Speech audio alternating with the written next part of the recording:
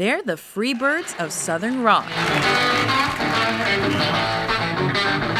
Welcome to WatchMojo.com, and today we're taking a look at the history of Lynyrd Skynyrd. 11 times I've been busted, 11 times I've been to jail.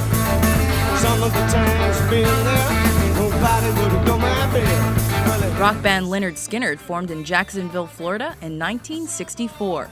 After going through numerous band names, vocalist and primary lyricist Ronnie Van Zant and guitarists Alan Collins and Gary Rossington settled on the stylized Lynyrd Skynyrd as their moniker, in honor of their high school gym teacher who hated long hair. With drummer Bob Burns, bassist Leon Wilkeson, and keyboardist Billy Powell, Lynyrd Skynyrd was discovered in 1972 and soon began recording their debut with guitarist Ed King along for the ride. 3 guitars became a trademark of Skynyrd's sound and distinguished them from Southern rock contemporaries like the Allman Brothers. Set against music inspired by British invasion bands, Van Zant's unpretentious and honest lyrics tended more toward country than straight-up rock and roll. Their blend of blues, rock, and country featured prominently on 1973's Pronounced Lynyrd Skynyrd. Many of that record's tracks became signature songs for the band, but it was the epic rock standard Freebird that made Lynyrd Skynyrd a household name.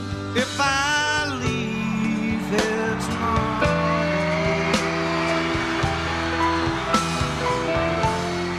would you still remember me? That tribute to the recently deceased Duane Allman went to number 19 on the Billboard Hot 100 and was later called the most requested song in the history of rock music. 'Cause I'm as free as a bird.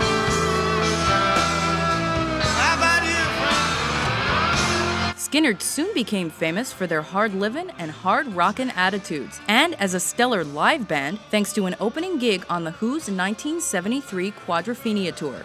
They moved forward with 1974's Second Helping. That record was certified platinum multiple times on the strength of their most famous song. Big wheels keep on turning.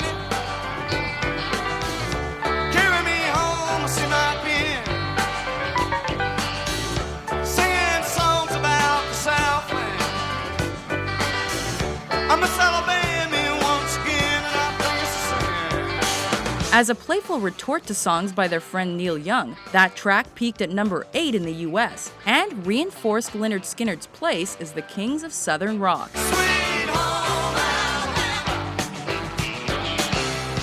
Lord, I'm coming home to you. 1975's Nothin' Fancy featured new drummer Artemis Pyle, and while it was the first Skynyrd album to crack the top 10, it was not as commercially successful as its predecessors. King's fatigue soon forced his departure, so Skynyrd abandoned 3-guitar rock. 1976's Gimme Back My Bullets was a flop. Steve Gaines filled the guitar void, and Skynyrd started planning their next effort and playing some high-profile shows. Progress was hindered when both Collins and Rossington were involved in car crashes in 1976. The band released the live album One More From the Road to buy time, while some members considered quitting drugs and alcohol. Singles like That Smell explored that theme on 1977's Street Survivors. There's too much coke, too much smoke. Look what's going on inside you. Ooh, that smell. Can't you smell that smell? In support of that album, the band scheduled their biggest tour yet. However, 3 days after its release, on October 20th, 1977, the band's plane ran out of fuel and crashed in Mississippi between tour stops. Along with some crew members, Ronnie Van Zant, Steve Gaines, and his sister, backup singer Cassie, were killed on impact, and the rest of the band was injured. Following this tragedy, Street Survivors shot to number 5 on Billboard. Even so, Lynyrd Skynyrd decided to call it quits. During Skynyrd's 10-year hiatus, previously unavailable recordings were released, and remaining members formed groups like the Rossington Collins Band. However, Collins was paralyzed in 1986 when he crashed his car while drunk, and he died 4 years later. In 1987, Rossington, Powell, Wilkeson, Pyle, and Ed King recruited Van Zant's brother Johnny for a Lynyrd Skynyrd reunion. Now Watergate does not bother me. Does your conscience bother you? Tell the truth, sing it, people. That tour's success prompted them to continue releasing albums to the ultra-loyal fans of Skynyrd Nation. After a popular Christmas album in 2000, they stayed relevant with 2 more top 40 records before decade's end.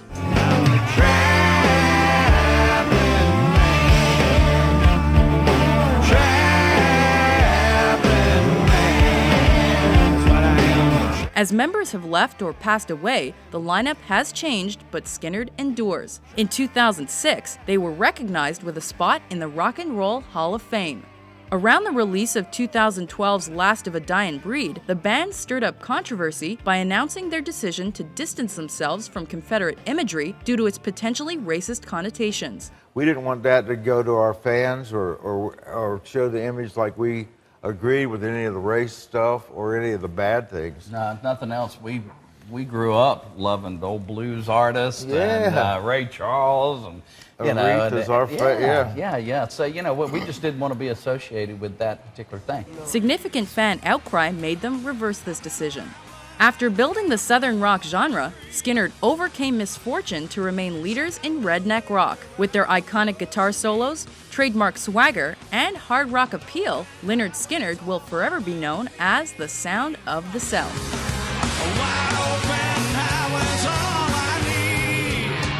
Of a dying breed.